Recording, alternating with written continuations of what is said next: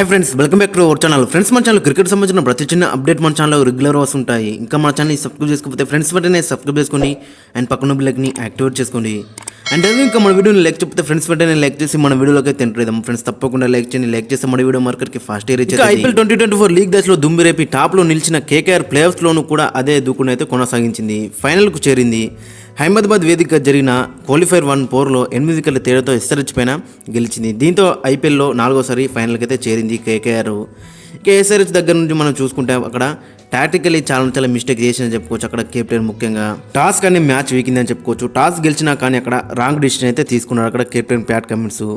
ఆ పిచ్లో మీరు first batting చేసి 200 కొట్టినా అని దాన్ని డిఫెండ్ చేసుకున్నాడు కష్టం. అక్కడ మీరు చూడండి, అక్కడ డ్యూ మాత్రం చాలా పడుతుంది. ఎస్ఆర్హెచ్ స్పిన్నర్స్ వరకు అక్కడ మనకి అంత మంచిగా అయితే కనబడతలేరు. దట్టు అక్కడ మళ్ళీ చాలా డ్యూ పడుతుంది. ఆ పిచ్లో మరి అక్కడ బాల్ అయితే గ్రిప్ అవ్వలేదు. అందరు కూడా రన్స్కి అయితే వెళ్ళరు సెకండ్ ఇన్నింగ్స్లో.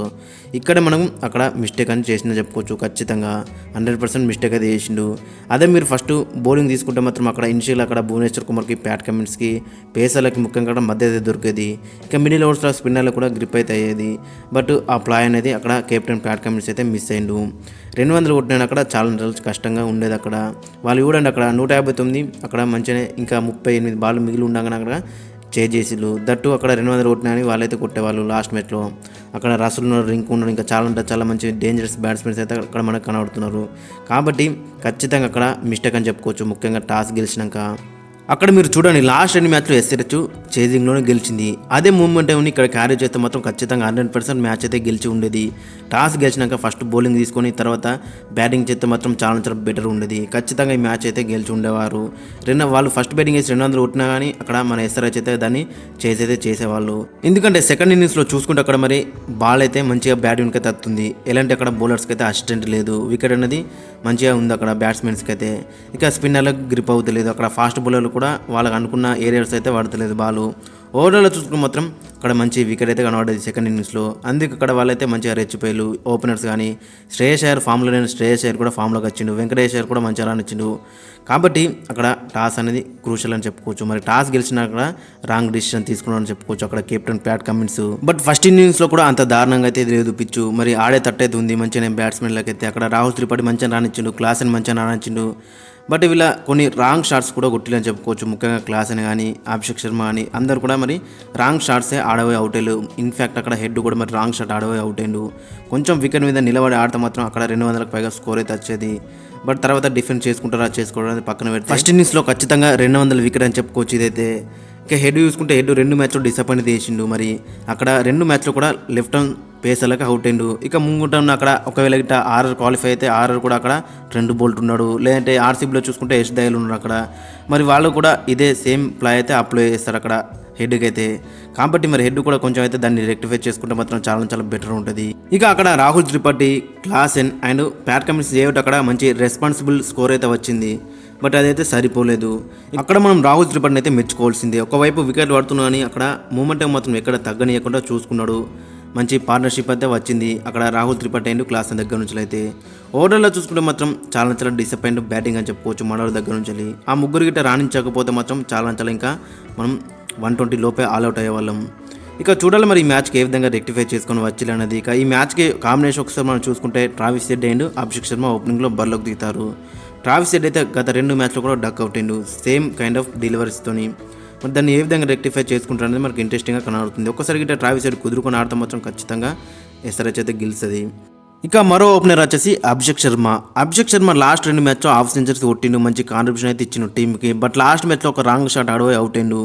దానికి రెక్టిఫై చేసుకుని ఆడితే మాత్రం మంచి నాకాడే అవకాశం ఉండేది. బట్ దాన్ని అయితే మిస్టేక్ చేసుకున్నాడు. ఈ మ్యాచ్లో అయితే ఒక పెద్ద అయితే మనం ఎక్స్పెక్ట్ చేస్తున్నాం ఇతని దగ్గర నుంచి అయితే. ఇక నెంబర్ 3లో రాహుల్ త్రిపాఠి లాస్ట్ మ్యాచ్లో మంచిగా రానిచ్చిండు. అంతకుముందు మ్యాచ్లో కూడా మంచిగా రానిచ్చిండు. లాస్ట్ మ్యాచ్లో 55 కొట్టిండు, 35 బాల్లో 7 4లు, ఒక 6 అండ్ 150 స్ట్రైక్ రేట్తోని. మనం లాస్ట్ మ్యాచ్ ప్రివ్యూలో చెప్పినాం మరి ఖచ్చితంగా 50 కొడుతానంటే 50 కొట్టిండు అక్కడ. కానీ అన్ఫార్చునేట్లీ రన్అట్ అయితే అయిండు. ఇంకా కొన్ని ఎక్కువ రన్స్ అయితే కొట్టేవాడు అక్కడ.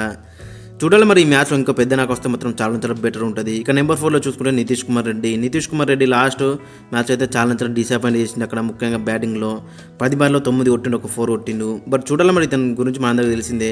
ఇతని దగ్గర నుంచి ఈ మ్యాచ్ ఒక 50 వస్తే మాత్రం చాలా బెటర్ ఉంటుంది. ఇక నెంబర్ వేలో చూసుకుంటే క్లాసన్ కూడా లాస్ట్ మ్యాచ్లో మంచిగా రాణించను. బ్యాక్ టు బ్యాక్ మ్యాచెస్లో అయితే మంచిగా రాణిస్తున్నాడు. లాస్ట్ మ్యాచ్లో కూడా 32 ఒకటి 21 బాల్లో 3 4లు 1 6 152 స్ట్రైక్ రేట్తోని అక్కడ పెద్ద షాట్ ఆడబోయి అవుట్ అయింది అక్కడ. కానీ మంచిగా రాణించిన చెప్పుకోవచ్చు. ఇంకొంచెం ఉంటే మాత్రం ఇంకా మనకి చాలా రన్స్ అయితే వచ్చావు అక్కడ.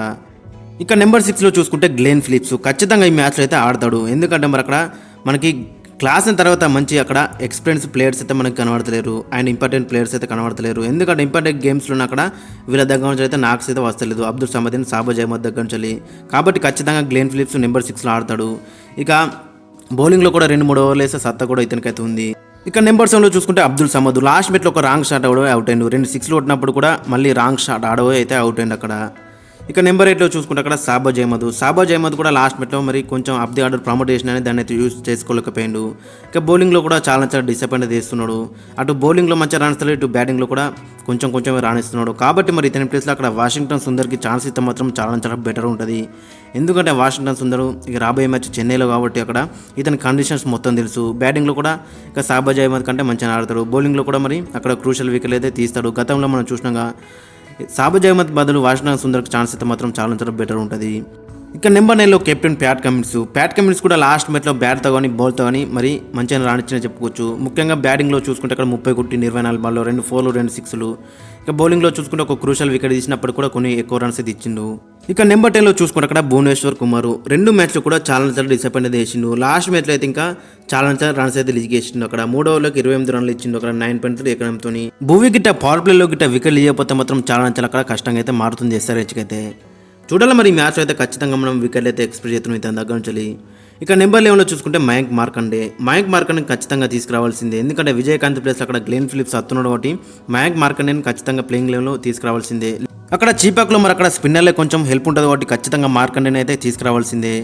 ఇక ఇంపాక్ట్ ప్లేయర్ అక్కడ నట్టు అయితే బౌల్లోకి దిగుతాడు. నట్టు కూడా మరి అక్కడ వాళ్ళ హోమ్ గ్రౌండ్ అనేది చెప్పుకోవచ్చు. అక్కడ మరి చీపాక్ అనేది మరి లాస్ట్ మ్యాచ్లో మంచిగా రాణించిండు. అంతకుముందు మ్యాచ్ కూడా మంచిగా రాణించిండు. ఈ మ్యాచ్ కూడా అలాంటి స్పెల్ వేస్తే మాత్రం చాలా బెటర్ ఉంటుంది.